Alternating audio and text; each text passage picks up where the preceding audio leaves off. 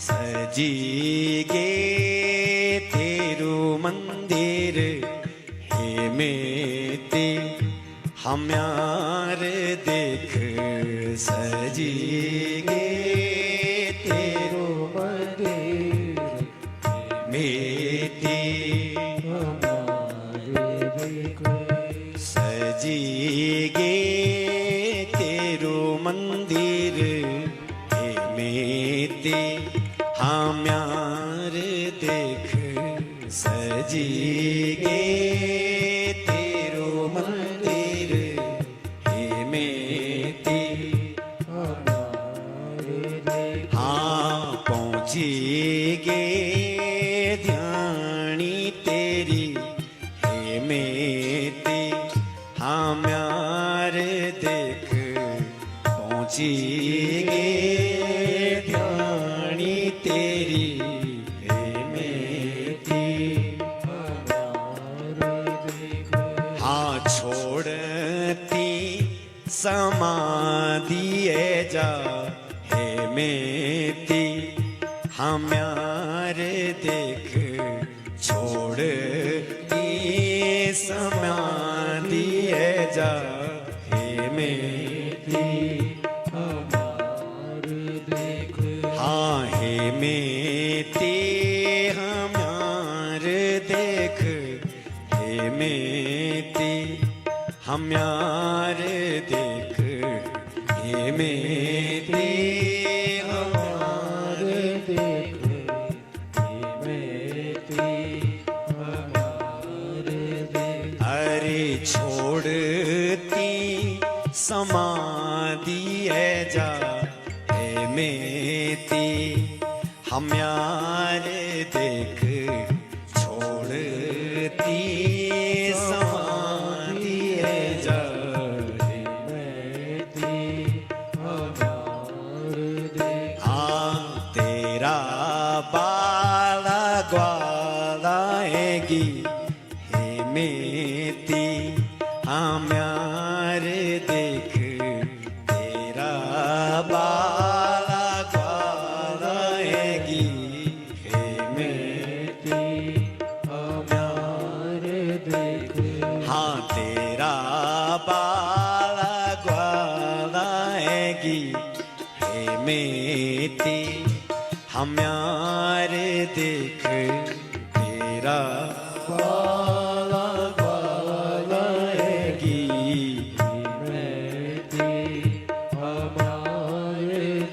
ओ सजीगे तेरू मंदिर हे मेते हम्यार देख सजीगे तेरू मंदिर गाओ अरे पहुँचीगे ध्यानी तेरी हे मेते हम्यार देख पहुँचीगे ध्यानी तेरी हे मेते हम्यार देख देख दो ध्यानियों को उलार हे मेते हम्यार देख देख दो ध्यानियों को उलार हे मेते हम्यार देख हाँ देख दो ध्यानियों को उलार हे मेते हम्यार देख देख दो ध्यानियों को उलार और जितना भगवान के निकट रहोगे उतने बचे हुए रहोगे, उतना भगवान तुम्हें अभयता को देंगे, क्योंकि परमात्मा के निकट माया का कोई जाल चलता नहीं, माया का कोई जादू चलता नहीं, काम नहीं करेगा उसका जादू वहां। इसलिए मायाधीश की शरण, और जो भी आया आ निरस्त कुहकम, भगवान ने निरस्त कर दिया उस कुहक को, उस घेरे को, उस अंधकार। माया के। तत्सत्यम च धीमहि, ऐसे उस परम सत्य का हम ध्यान करते हैं। धर्म प्रोज्यत केतवोत्र परमो निर्मत्सराणां सतां वेद्यं वास्तव मत्र वस्तु शिवदं तापत्रयोन्मूलनम्। श्रीमद्भागवते मुनिकृते किं वा परेश्वर सद्यो हृद्यवरुध्यतेऽत्र कृतिवि शुश्रूषुवि तत्क्षणा शुश्रूषुवि तत्क्षणा। श्रीमद् भागवत जी में उस धर्म की महिमा का वर्णन किया गया है। भगवान व्यास जी कहते हैं मैंने इसमें से जितना कपट था सब निकाल करके बाहर कर दिया। कोई कपट वाली कथा नहीं है इसमें, कोई कपट नहीं, कोई छल नहीं, निष्कपट धर्म की महिमा का वर्णन है श्रीमद् भागवत जी के अंदर। मतलब ये कि अन्य पुराणांतर्गत कपट की बात है, बोले हाँ है। बहुत जगह यही बात कहते हैं ना, भैया तुम ऐसा करोगे तो तुम्हें ये फल मिलेगा, तुम ऐसा करोगे तो तुम्हें वो फल मिलेगा। ये कपट ही तो है और क्या। हमें लोभ दे दे करके जोड़ा जाता है, लेकिन श्रीमद् भागवत में ऐसी कोई बात नहीं कि तुम्हें लोभ दे करके कह दिया जाए कि भैया तुम्हें ये पुण्य मिलेगा, तुम कथा सुन लो, तुम्हें यह लोक में सुख मिलेगा, तुम्हें ये मिलेगा, वो कुछ नहीं कहते। श्रीमद् भागवत में तो विशुद्ध सत्य का बोध होता है, वेद्य वस्तु का बोध, जो जानने जैसा है परमात्मा उसका बोध होगा। इसलिए निर्मत्सरता को प्राप्त हुए महात्मा जन भी जब भागवत जी का दर्शन करते हैं तब उनको लगता है अरे भैया ये तो भागवत कोई सामान्य नहीं है, सहज ही तापों का उन्मूलन करती है और सहज ही वेद्य वस्तु का बोध करा देती है। और जब सहज ही श्रवण मात्र से वेद्य वस्तु का बोध होता है तब किं वा परेरीश्वर, फिर किसी और ईश्वर, किसी और उपासना, किसी और पद्धति से काहे इधर उधर भटके। क्या करना चाहिए फिर? आओ श्रवण कर लिया जाए, क्योंकि इसके श्रवण मात्र से सद्यो हृदय अवरुध्यते, सद्य तत्क्षण हृदय में अवरुद्ध हो जाते हैं। कौन? बोले भगवान कन्हैया हृदय में आकर के विराजमान हो जाते हैं। श्रवण मात्र से भीतर बैठ जाते हैं, भीतर चले जाते हैं। श्रीमद् भागवत के कथा शब्दों में बैठ करके अक्षर ब्रह्म विराजमान होकर के कहां? सीधे हृदय में प्रविष्ट हो जाते हैं। और जब हृदय में प्रविष्ट हो जाते हैं तो वहीं आकर के आराम करते, बोले यही जगह ठीक है। सद्यो हृद्यवरुध्यते प्रकृतिभिः शुश्रूषुभिः तत्क्षणा। शुश्रूषुभिः श्रवण मात्र से ध्यान से सुनना, श्रवण मात्र से भीतर आकर के जाते ही नहीं, आते ही नहीं, बल्कि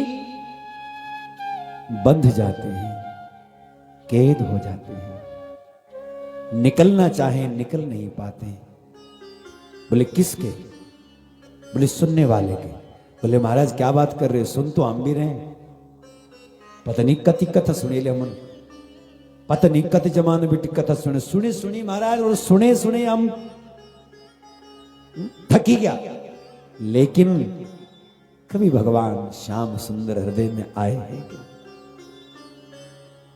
कभी वो नटखट कन्हैया मां यशोदा की गोद पर जो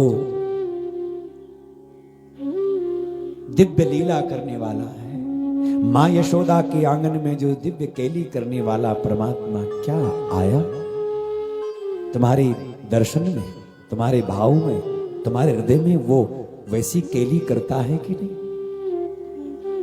कभी वह यमुना पुलिन प्रकट हो जाए हृदय के अंदर में, कभी वह वृक्ष, बट वृक्ष, कदम्ब का वृक्ष, और उस कदम्ब के वृक्ष के नीचे गोविंद की वेणु, गायों का रंभाना, गोप गोपियों का आमुक्त कंठ में, कंठ से भगवत गान, भगवत नाम का गान करना,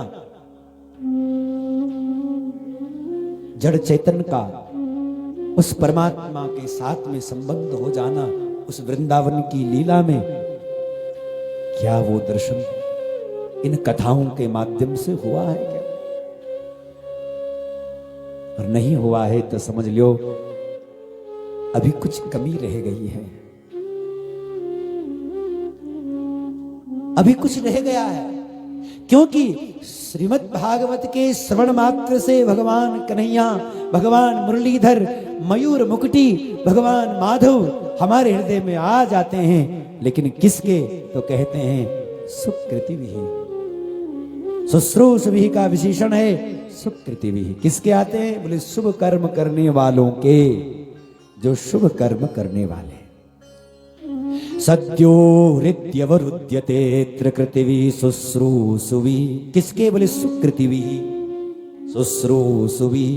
तत्क्षण हृदय में आकर के विराजमान ही नहीं होते बल्कि अवरुद्ध हो जाते हैं।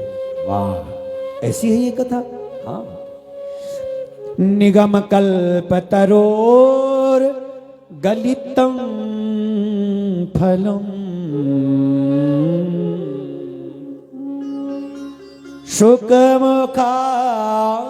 शुकमुखादमृतद्रव संयुतं पेवत भागवतं रसमालयं मुरहो रसिका भुवि भावुका। निगम रूपी वृक्ष का, वेद रूपी वृक्ष का सार फल है ये। वृक्ष का सार फल होता है, ऐसे ही वेदों को वृक्ष कहा गया है। वेद है वृक्ष, और वेद रूपी वृक्ष का पका हुआ फल है श्रीमद् भागवत। निगम कल्पतरुर गलितम फलम शुकमुखादमृत द्रव संयुतम। आहा, अमृत संयुत ये फल, एकदम पका हुआ, एकदम रस से युक्त। इसलिए ए संसारियों, ए सज्जनों, ए पुण्यात्माओं, ए भाग्यशालियों, पियो इसको। पिबत भागवतम। कब तक पीना? बोले आलयम लय पर्यंतम, जब तक लय न हो जाए। और दूसरा अर्थ ये कि ये तो रसों का आलय है। ये भागवत क्या है? बोले रसों का घर है, रस का घर। और रस कौन है? बोले परमात्मा। रसो वैसा, परमात्मा को क्या कहते हैं? बोले रस स्वरूप है वो रसो वैसा। रस स्वरूप परमात्मा जिसमें विद्यमान है, जिसके स्कंद स्कंद में, अध्याय अध्याय में, अध्याय के अक्षर श्लोक श्लोक में, श्लोक के शब्द शब्द में, शब्द के अक्षर अक्षर में विराजमान है, वह सत्य स्वरूप भगवान श्री कृष्ण, वो रस स्वरूप परमात्मा श्री कृष्ण। सुन लो इसको, पियो इसको। न इसमें गुठली है न छिलका है, क्योंकि त्याज्यांश कुछ भी नहीं है, सब ग्राह्य है, सब ग्रहण करने जैसा। ये भी पियो, क्या छोड़े क्या पकड़े, पियो बस। कब तक पीना है? बोले जब तक मिलन न हो जाए। परमात्मा रूपी सिंधु से निकली हुई ये जीव रूपी बिंदु न जाने कितने कितने योनियों में, 84 लाख योनियों में विचरण करते करते करते करते, और अब जाके मिला ये कथा का आनंद। और सुनो, अब मौका है, अवसर है मिलन का, उस सिंधु में, इस बिंदु का, इस जीव रूपी बिंदु का, उस सिंधु में मिलन का अवसर है। चूक न जाना, क्योंकि चूके तो फिर 84 लाख योनियों में भटकना पड़े। पुनरपि जननम पुनरपि मरणम पुनरपि जननी जठरे शयनम। फिर जन्म, फिर मरना, ये सब चलता रहेगा। इसलिए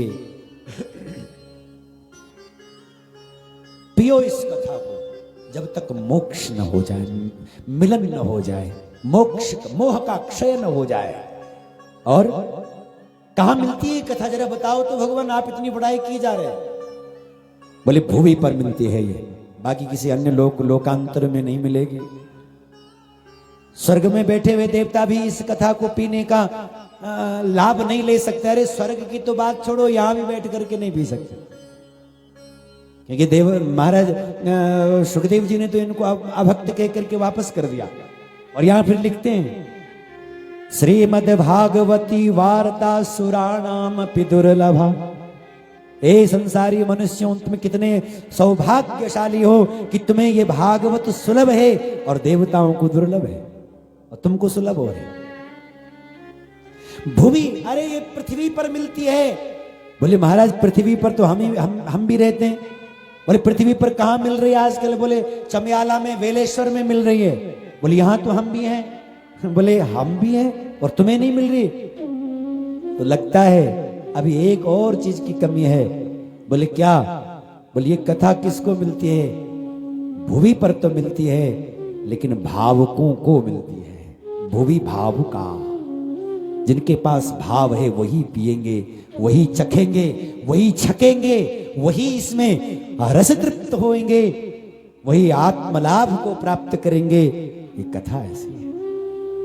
नैमिषारण्य तीर्थ के अंदर में शौनक आदि 88,000 ऋषि भी बैठ करके यही तो चाहते हैं कि हम इस कथा रस को पिए।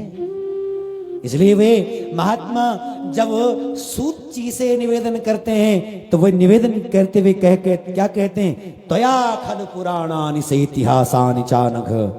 आप तो इतिहास, पुराण, धर्मशास्त्रों के अच्छे मर्म को जानते हैं। आपने गुरुओं की सन्निधि में रह करके, साधुओं की, श्रेष्ठों की, आचार्यों के सन्निकट रह करके आपने अध्ययन किया, सुना, पढ़ा, स्वाध्याय किया है। और अब आप हमें ये बताइए वेत्थत्वम, जो अब आपने इन सब से जाना, इन सब ग्रंथों को पढ़ करके जो जाना, उसमें से अब हमें ये बताइए कि आपने क्या निर्णय किया? क्या निर्णय किया आपने? भवता यदि विनिश्चितम, आपने क्या निश्चय किया? बोले किसके लिए? बोले जीव कल्याण के लिए। किससे जीव कल्याण होगा? किम श्रेय, मनुष्यों के लिए श्रेय क्या है? पुंसाम में कांत श्रेय स्तन्न संसितुमर्हसि। श्रेय क्या है? शास्त्रों का सार क्या है? क्योंकि शास्त्र तो बहुत है, अनंत शास्त्रम, लेकिन उन शास्त्रों को पढ़ने के लिए बुद्धि भी चाहिए, समय भी चाहिए। और पहले मन की आयु नहीं, अल्पायुष, और ऊपर से बुद्धि भी नहीं। मंदा सुमंद मतयो मंद भाग्य युपद्रुता, आलसी एक नंबर को, मंद बुद्धि। मंदा सुमंद मतया और सुमंद मति, यानी जानबूझ करके अनसुना करता है, जानबूझ करके अनसुना करता है, अनदेखा करता है। मंदा सुमंद मतया, मंद भागी, भाग भी अच्छा नहीं। जब रस बट रहा हो तब सो जाता है, जब रस खत्म हो जाता तब जाग जाता है। मंदा सुमंद मतया, मंद भाग्य, अनेक सारे उपद्रवों से घिरा हुआ, युपद्रुता। इसलिए बताओ भगवान, शास्त्रों का सार क्या है? कैसे समझे? थोड़े में सब कुछ, थोड़े में मार्गदर्शन मिल जाए क्या? उपाय क्या है? परमात्मा के अवतार का प्रयोजन क्या है?